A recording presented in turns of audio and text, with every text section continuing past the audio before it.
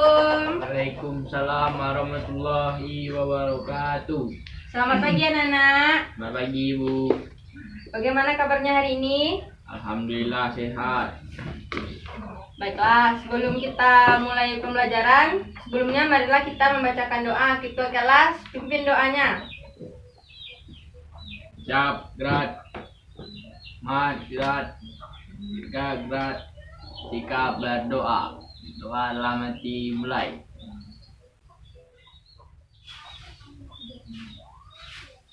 Selesai. Baiklah, pada hari ini sebelum kita memulai pelajaran, Ibu akan ambil absen dulu ya. Yang pertama Fitra Hadi, Hadir Bu. Muhammad Jamal. Izin Bu. Kemana dia Fitra? Taki Bu. Oke, berarti izin. Baiklah, selanjutnya pada hari ini sudah siap belajar semua? Tahu. Hari ini kita akan belajar mengenai pelepasan dan perubahan kepemilikan harta. Kita harus belajar ini agar kita mengetahui apa-apa saja yang bisa menyebabkan harta yang itu bisa beralih menjadi milik kita, menjadi milik orang lain, maupun milik orang lain menjadi milik kita. Nah, sebelum itu Ibu akan menampilkan sebuah video. Silahkan Ananda perhatikan dan nanti Ibu akan tanyakan apa yang Ananda dapat dari video tersebut. Baiklah, silahkan disimak videonya terlebih dahulu ya. Ibu.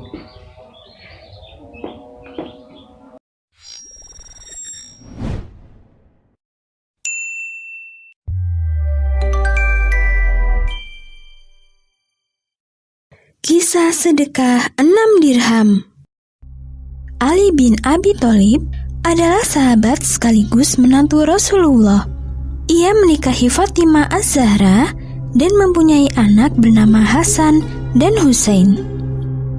Di suatu siang, ketika Fatimah sedang memintal bulu-bulu domba, Ali masuk ke rumah. Ia bertanya kepada istrinya, "Wahai wanita mulia, adakah makanan yang bisa saya makan?" Fatimah menatap suaminya lalu menggeleng. "Tidak ada makanan di rumah. Aku hanya memiliki 6 dirham dan uang itu pun akan aku gunakan untuk membeli makanan Hasan dan Husain." Ali tersenyum kepada Fatimah. Lalu ia menawarkan dirinya untuk membelikan makanan bagi anak-anaknya. "Ya sudah, kemarikan uangnya. Aku akan belikan mereka makanan." Setelah Fatimah memberikan uangnya, Ali langsung keluar rumah untuk membeli makanan. Di tengah perjalanan, Ali bertemu dengan seorang pengemis. Pengemis itu berkata, "Ya Tuan, kasihanilah kami belum makan." Ali merasa iba, kemudian memberikan semua uangnya kepada si pengemis. Tidak lama setelah itu, Ali pulang ke rumah tanpa membawa apa-apa. Fatimah heran dan bertanya kepada Ali, "Mengapa engkau pulang tanpa membawa apa-apa?" Ali menjawab, "Sesungguhnya uang yang kau berikan sudah aku sedekahkan semua kepada pengemis yang tadi aku temui." Fatimah terdiam, namun raut wajahnya sedih. Ali yang merasa bersalah memutuskan untuk pergi menuju rumah Rasulullah. Di tengah jalan, ia bertemu dengan salah seorang sahabat yang sedang menjual untanya. Laki-laki itu pun menghampiri Ali. "Wahai Ali, belilah untaku ini." Ali menggelengkan kepala. "Saya ingin membelinya, tapi saya tidak punya uang." Laki-laki itu tersenyum ramah. "Tidak apa-apa, urusan uang belakangan." Lalu Ali bertanya lagi, "Memang berapa harga yang kau tawarkan?" Dan laki-laki itu menjawab, 100 dirham. Merasa harganya tidak terlalu tinggi, Ali akhirnya menyanggupi dan membawa unta itu.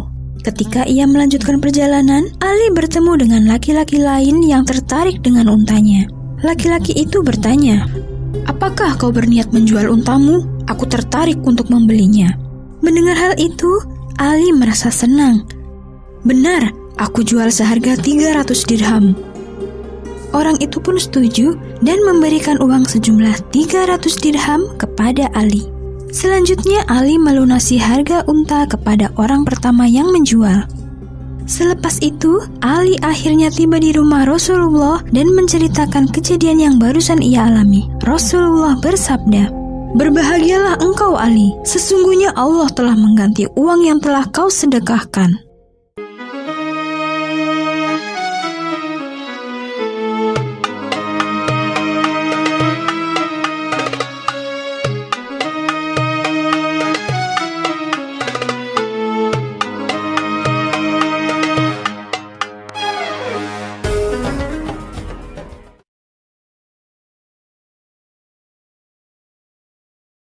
Baiklah, setelah Ananda selesai menyimak video, kira-kira yang dapat Ananda simpulkan dari video yang sudah Ibu tampilkan tersebut? Silahkan Fitra berikan pendapatnya.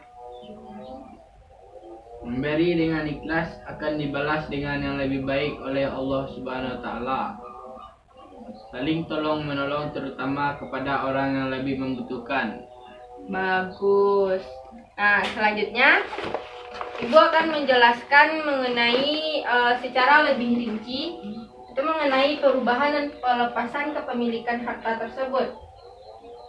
Berikut peta konsep, silahkan nanti Ananda simak dan catat apabila terdapat poin-poin penting yang nanti akan Ibu jelaskan.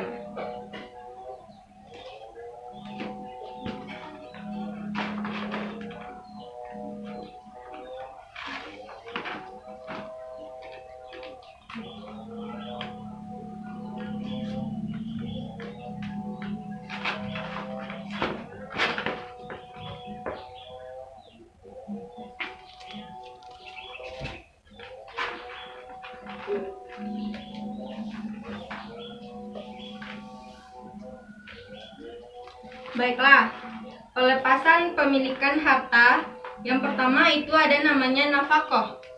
Nafkah atau bisa disebut juga sebagai infak. Nah, nafkah ini adalah kita mengeluarkan harta kita untuk kebaikan orang lain. Dan beberapa sebab dari terjadinya nafkah ini adalah yang pertama karena hubungan keluarga. Contohnya, Ibu Fitra memberikan uang kepada Fitra. Dan selanjutnya itu hubungan kepemilikan. Kalau hubungan kepemilikan ini biasanya terjadi antara majikan yang masih memakai sistem budak, di mana dia memberikan hartanya kepada budaknya tersebut. Dan sebab yang ketiga itu adalah hubungan pernikahan, yaitu pemberian dari suami kepada istri.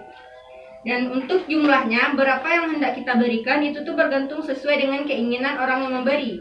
Contohnya, Fitra ingin memberi kepada teman Fitra, dan jumlah yang akan Fitra beri itu tergantung kepada keinginan Fitra Hadi sendiri. Yang kedua, itu adalah hibah.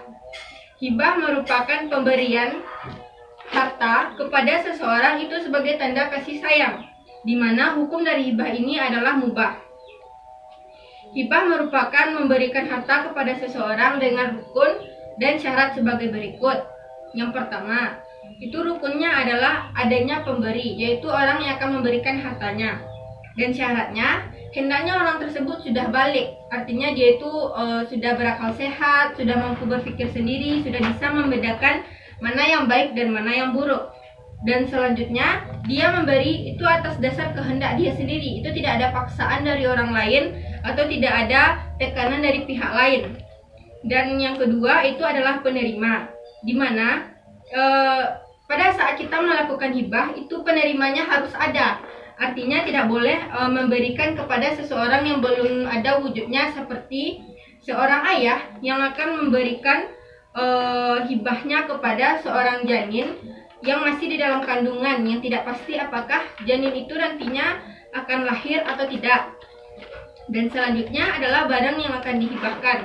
Untuk barang yang akan dihibahkan itu haruslah berharga dan bisa dimanfaatkan. Baiklah, selanjutnya yang keempat itu adalah ijab kabul. Ijab kabul merupakan satu hal yang harus ada ketika umat Islam melakukan transaksi, itu sebagai bentuk penyerah terimaan sesuatu. Dan yang selanjutnya adalah macam-macam hibah. Untuk macam-macam hibah ini ada dua. Yang pertama itu adalah hibah barang.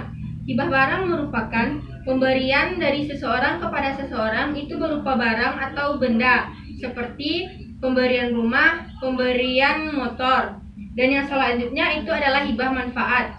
Kalau untuk hibah manfaat, itu seseorang tidak memiliki benda yang dihibahkan, melainkan dia hanya menggunakan benda tersebut atau mengambil manfaat dari benda yang dihibahkan.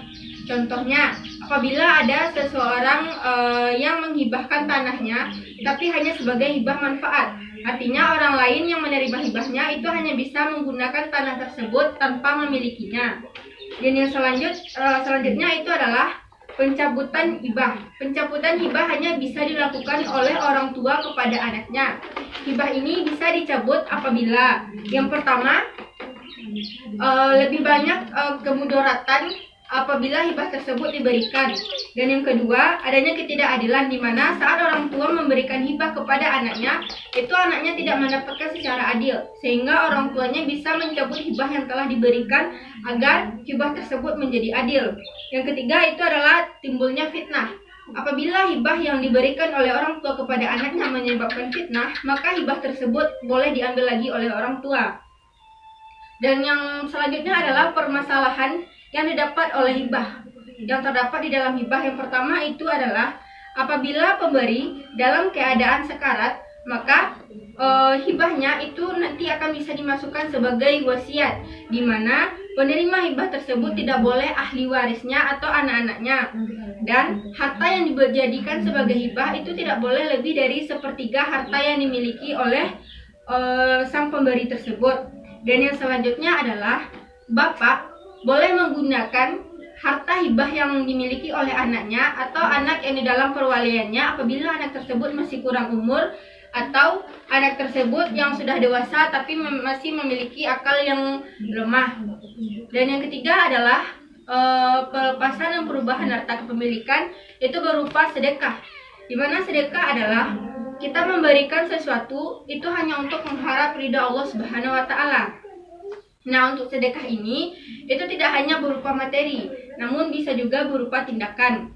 Untuk hukumnya, hukum dari sedekah itu sendiri adalah sunnah, dan sedekah ini biasanya diberikan kepada orang-orang yang terlantar dan untuk memenuhi kebutuhannya. Sampai di sini, apakah bisa dipahami? Bisa, Bu. Apakah ada pertanyaan? Ada. Silakan Fitra, apa pertanyaannya? Bu, kalau misalkan kita membuang batu atau kayu yang menghambat di jalan, itu termasuk apa, Bu? Nah, kalau itu termasuk ke dalam sedekah, di mana kita melakukan satu tindakan hanya untuk mengharap ridha Allah Subhanahu wa Ta'ala. Sudah paham, Fitra? Bu. Nah, kita masuk kepada yang keempat, itu adalah hadiah. Hadiah merupakan pemberian dari seseorang kepada orang lain itu dikarenakan orang tersebut memiliki prestasi atau sebagai penghormatan kepada orang tersebut. Nah, hadiah ini bisa diberikan sebagai kenang-kenangan dan hukumnya adalah boleh dan diberikan kepada orang-orang yang memiliki prestasi lebih. Untuk hibah dan sedekah ini itu syarat dan rukunnya itu sama. Yang pertama adalah adanya pemberi atau orang yang akan memberikan, di mana syaratnya itu adalah berakal sehat. Yang kedua itu adanya penerima atau orang yang ditargetkan. Yang selanjutnya itu ada barang. Nah, di mana barang di sini yang harus diberikan adalah barang yang bermanfaat dan bisa digunakan. Dan yang terakhir adalah ijab kabul. Nah, untuk pelepasan dan perubahan kepemilikan harta yang terakhir itu ada berupa wakaf. Wakaf merupakan memberikan harta untuk digunakan, di mana hukum wakaf di sini adalah sunnah dan rukun dan syaratnya itu yang pertama adalah orang yang memberi, sama seperti halnya perubahan yang sebelum-sebelumnya. Rukunnya itu hampir sama, yaitu adanya orang memberi yang menerima barang serta akadnya. Yang pertama itu adalah orang yang memberi. Orang memberi itu memberikan itu karena kehendaknya sendiri tanpa ada paksaan. Orang yang menerima itu adalah orang yang jelas. Dan yang harta yang diberikan, harta yang diwakafkan itu adalah nyata ketika kita memberikan kepada yang menerima. Dan yang selanjutnya adalah akad. Untuk wakaf ini sendiri, alangkah lebih baiknya apabila akad tersebut disertakan dengan akta notaris, di mana nanti ketika apabila orang yang mewakafkan itu meninggal, keluarganya tidak bisa berbuat lain karena harta tersebut sudah diwakafkan. Dan selanjutnya itu adalah macam-macam dari wakaf. Yang pertama itu adalah wakaf ahli. Wakaf ahli adalah wakaf yang ditujukan hanya untuk orang-orang tertentu, di mana wakaf ini diberikan kepada perorangan. Dan yang selanjutnya itu adalah wakaf khairi.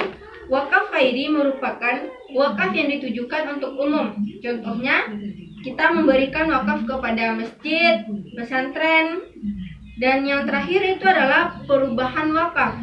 Nah, dalam perubahan wakaf ini terdapat beberapa pendapat ulama. Yang pertama itu adalah pendapat dari Imam Syafi'i, di mana Imam Syafi'i ini mengatakan bahwa kita tidak boleh merubah wakaf apapun alasannya dan dihukumi haram.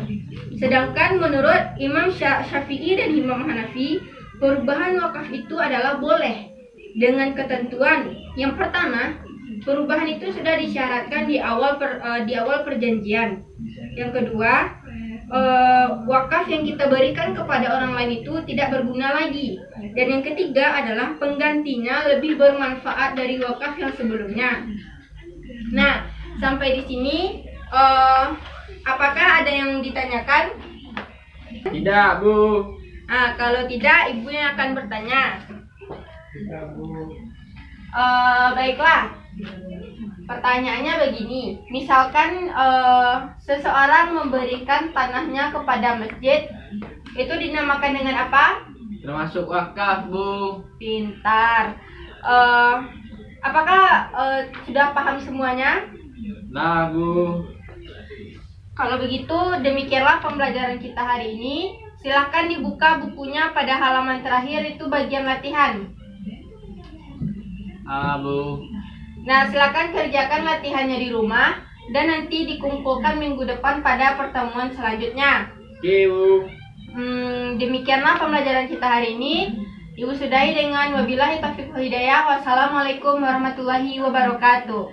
Waalaikumsalam warahmatullahi wabarakatuh.